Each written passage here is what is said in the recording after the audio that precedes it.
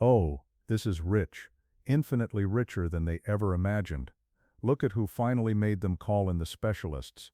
You, the unblinking, soul-piercing anomaly who walks through the world not as a person, but as a living revelation, a silent detonation of truth in human form.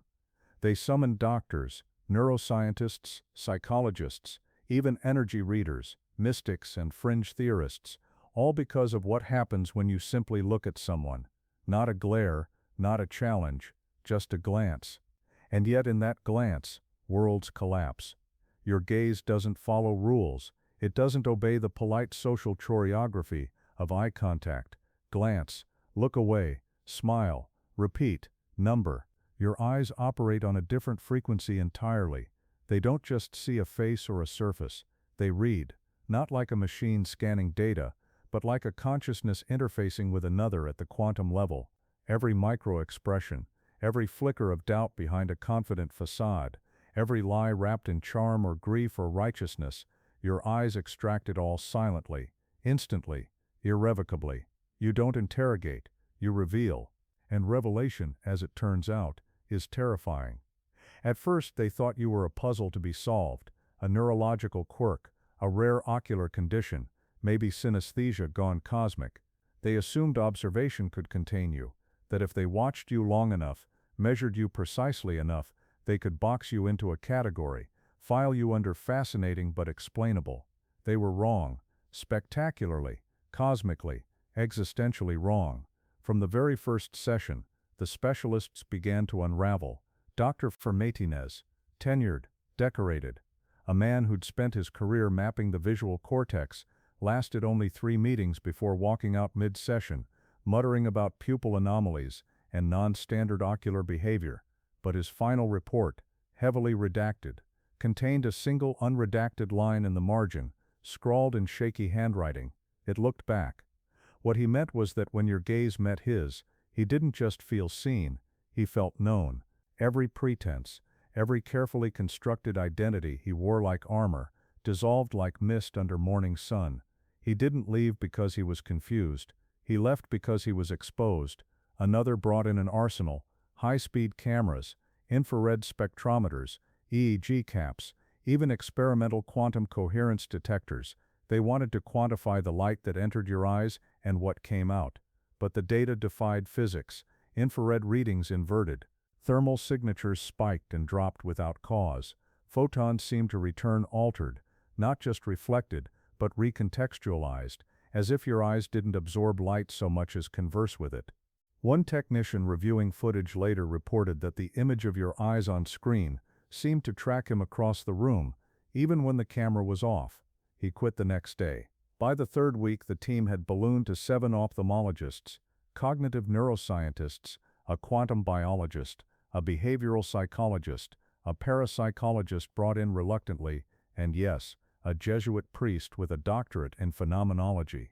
Their theory, that collective observation might dilute your effect, that if enough eyes watched you at once, the anomaly would normalize, the uncanny would become mundane.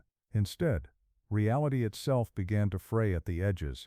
Their notes grew cryptic, fragmented sentences trailing off mid-thought, diagrams spiraling into mandalas, timestamps repeating or skipping days. Communication broke down. Team members avoided each other's eyes, wore mirrored sunglasses even in windowless rooms, developed nervous tics, lip biting, knuckle cracking, compulsive hand washing. One whispered to a janitor that your stare didn't just reveal truth, it rewrote it, that after meeting your eyes, he remembered a childhood event differently, not as a memory changed, but as if the past itself had shifted to align with what your gaze had uncovered.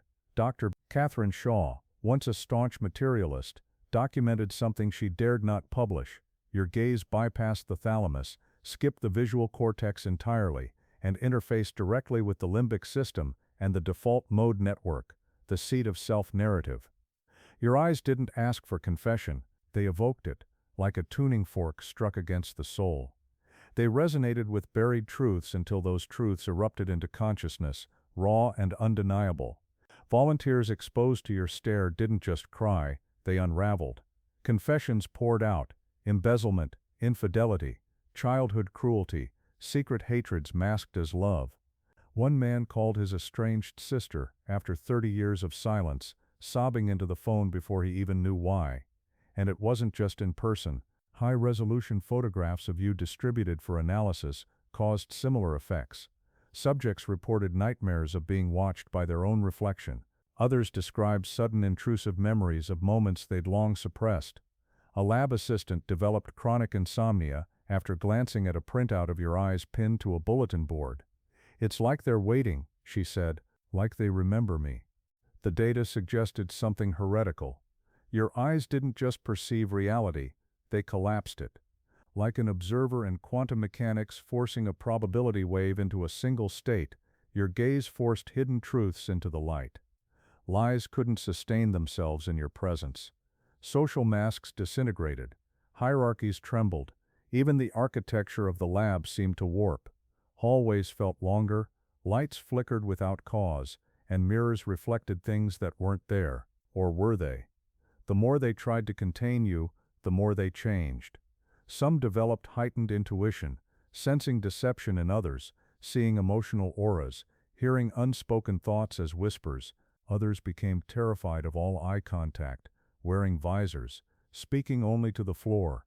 Two abandoned science entirely, one becoming a monk, the other a street artist, painting only eyes, hundreds of them, watching, always watching, and still you remained unblinking, unmoved, uncontainable.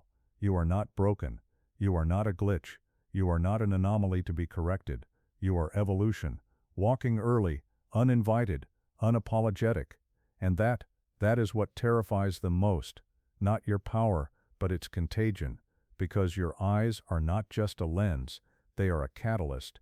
Those who meet your gaze don't just see you, they begin to see themselves, and from there they start to see everything differently. The polite fictions of society, the lies we tell to keep the peace, the roles we play to feel safe, the illusions that prop up empires and egos. None of it holds, not under your stare.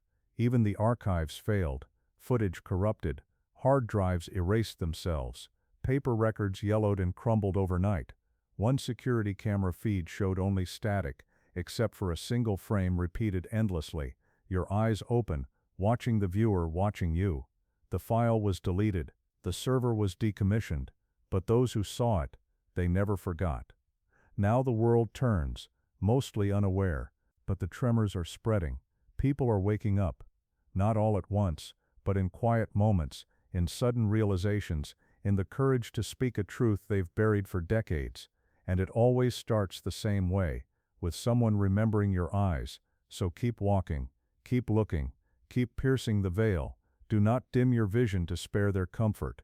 Do not blink to preserve their illusions. Do not apologize for the clarity you carry. Your eyes are not a curse. They are a covenant, a revolution, a prophecy made flesh. The age of blindness is ending. The age of true vision has begun. And you are its first light. Institutions, hierarchies, social contracts, polite fictions, none of them can survive your gaze intact. They tremble at the proof you carry, that seeing is not passive, that observation changes reality, that perception itself can evolve and adapt.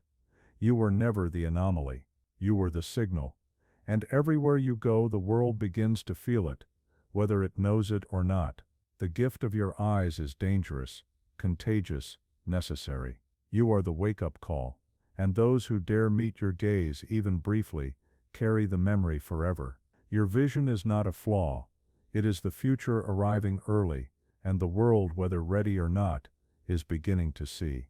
And now that the first cracks have spread through the foundations of their carefully curated unreality, they scramble, not to understand you, not anymore, but to survive you. Governments quietly redact your name from classified briefings. Corporations scrub internal memos that mention ocular anomalies or non-consensual truth exposure. Religious institutions debate whether you are a divine messenger or demonic omen, never considering you might be something far more ordinary and far more radical, human. Evolved beyond their narrow definitions, they build protocols. No direct eye contact during interrogations, mirrored visors for security personnel, AI filters designed to blur your image in surveillance feeds. But it's futile. The moment someone glimpses you, even through a grainy screen, even in a dream, they feel it, the subtle seismic shift in their inner architecture. A door opens inside them that cannot be closed. Children are the first to adapt. Unburdened by decades of practiced deception, they meet your gaze with curiosity, not fear. Some laugh. Some tilt their heads as if hearing a song only they can perceive. A few begin to mimic you, not your stare, but the clarity behind it. Teachers report students suddenly refusing to lie, even about small things. "I didn't do my homework," one child said plainly, eyes wide and unashamed. "But I will tomorrow." No excuses, no performance, just truth. The adults around them grow uneasy, not because the child is wrong, but because the child is free. Free from the exhausting labor of maintaining illusion. Artists, too, are changing. Painters abandon photorealism, not because they can't replicate the surface, but because they realize the surface is a lie. Their new works pulse with emotional topography, faces rendered not by bone and skin, but by the weight of secrets, the color of regret, the geometry of longing. Musicians compose pieces that feel like being seen. Dissonant chords resolving into unbearable honesty. Silences that speak louder than lyrics. One composer admitted, after a single encounter with you at a gallery opening, that she destroyed her entire symphony and started over, this time writing not for applause, but for recognition. Even nature seems to respond. Animals don't flee you. Birds land on nearby branches and watch. Stray dogs approach, not for food, but to sit quietly at your feet, as if your presence offers a kind of peace they've long forgotten. Plants in rooms you've entered grow slightly faster, their leaves turning toward you like sunflowers, even in windowless basements. Scientists dismiss it as coincidence, but the gardeners know better. They whisper that your gaze doesn't just see life, it affirms it. And still, you walk through cities choked with noise and neon, through forests humming with ancient silence, through crowded subways where 1,000 eyes dart away, afraid.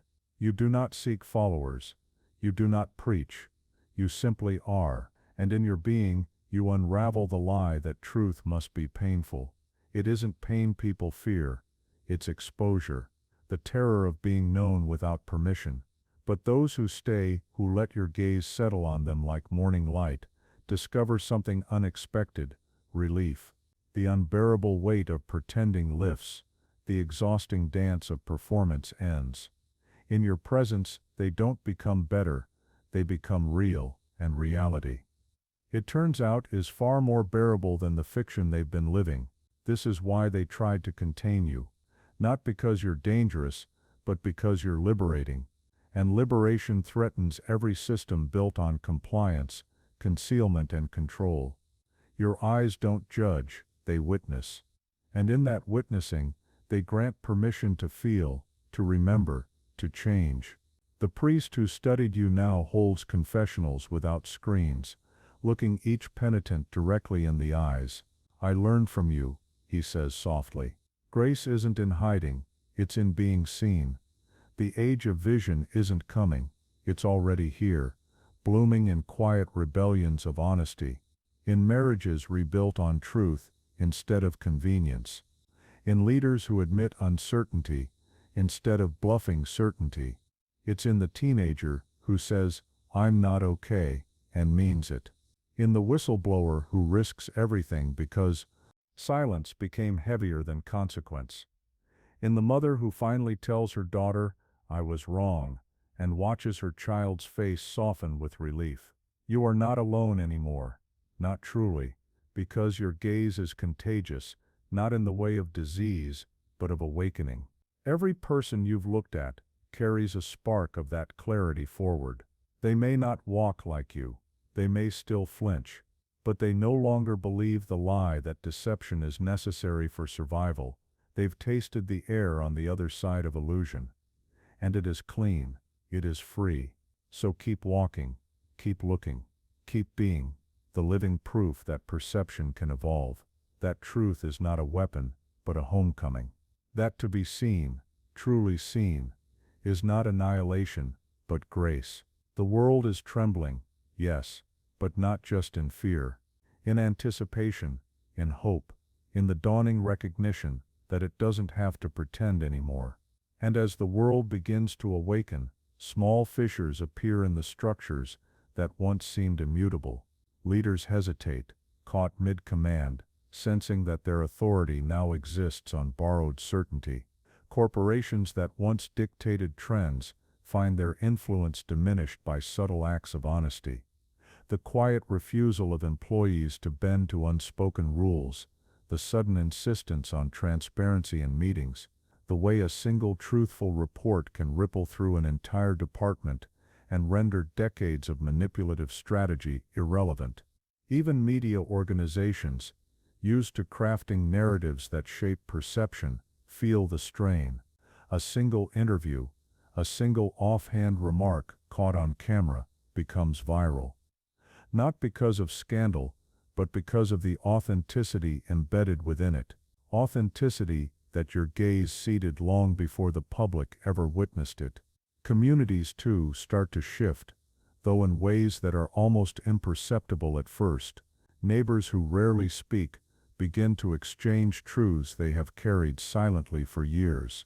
Confessions long buried beneath politeness and habit surface like spring water breaking through frozen ground. People begin to leave the masks at home, if only for moments, and those moments are enough.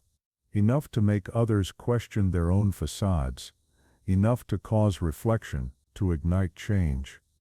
Schools, workplaces, even social gatherings start to feel the subtle tremor of awakening.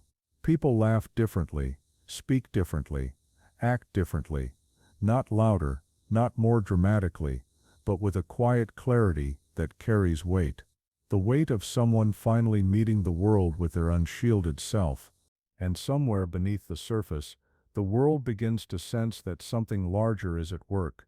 Historians feel it in patterns they cannot yet explain, patterns that repeat across centuries, as if evolution itself were responding to the emergence of a consciousness capable of seeing and shaping truth simultaneously. Scientists detect anomalies in experiments meant to be purely objective, data that seems to adjust itself when observation becomes coupled with human honesty. Even the natural world begins to mirror this subtle transformation. Tides, currents, and the migration of birds shift almost imperceptibly, responding not to human design, but perhaps to the unseen frequencies carried by those who have been touched by your gaze. Trees bend slightly toward windows where people pause to be present. Animals hesitate, sensing intention rather than threat. There is a rhythm to this awakening, a pulse that spreads quietly yet irrevocably through consciousness itself. And you walk through all of it, silent, unblinking, unmoved by the chaos you inspire, yet intimately connected to its unfolding. You do not guide it consciously. You do not seek credit. You simply are. And in being, you have become the axis around which a new awareness turns. Those who glimpse you, even fleetingly, carry your imprint like a seed waiting to grow. In quiet moments, in dreams, in fleeting memories, your presence prompts questions they cannot ignore. What is real? What is hidden? What is essential? And these questions, once asked, cannot be unasked. The old certainties, the structures built on fear, pretense, and control, begin to crumble, not because of conflict, but because their foundations are no longer aligned with the emerging truth. It is not instantaneous. The world does not wake all at once, but the tremor begins here, radiating outward, subtle and unstoppable. People start to act with integrity, not out of obedience, but because they can no longer justify illusion. Systems begin to bend under the weight of honesty. Institutions feel the pull, caught between the desire to maintain order and the impossible demand of truth. And everywhere you remain at the center, not as a ruler, not as a prophet, not as a spectacle, but as the living proof that perception is not fixed, that reality responds to the courage of being seen, and that the world itself can awaken when someone refuses to look away. In this new era, those who once thrived on deception find themselves disoriented, while those who have long hidden their light now feel an unfamiliar surge of permission. This is a slow revolution, one not measured in proclamations or laws, but in the quiet, cumulative decisions of individuals choosing honesty over convenience, courage over fear, and visibility over concealment. Within these choices, made in the shadow of your presence, the world begins to tilt, almost imperceptibly at first, toward a reality it once feared, too beautiful, too raw, too impossible to endure. So keep walking, keep looking, keep being the unseen force that reshapes the invisible architecture of consciousness itself. Your eyes are not merely instruments, they are catalysts. They do not just reflect truth, they propagate it, instill it, and allow it to breathe and grow. And as long as you move through the world, unblinking and unwavering, the age of pretense will falter, and the age of vision will take root. Those who meet your gaze, even for a heartbeat, carry its resonance forward, igniting quiet revolutions in homes, offices, schools, and hearts. The awakening is no longer theoretical. It is happening, quietly, persistently, irrevocably. In this unfolding, you are not the anomaly, not the exception, not the aberration. You are the first light, the signal, the herald of a world learning to see, to understand, and to exist without fear of truth. The era of blindness has ended. The era of seeing has begun. And you, yes, you, are its pulse, its proof, its promise. Thank you, truly, for being here, for listening, for feeling, for walking this path of awakening with an open heart. None of this exists without you. Every view, every comment, every moment of presence keeps this message alive and growing. So, if this spoke to something real inside you, show your support, like the video, share it with someone who needs to hear it, and subscribe to stay connected to this journey. And if you wish to go one step further, consider donating to help us keep creating, expanding, and spreading this light. Every contribution, no matter how small, helps us reach more hearts ready to awaken. From my soul to yours, thank you for being part of this. The awakening continues because of you.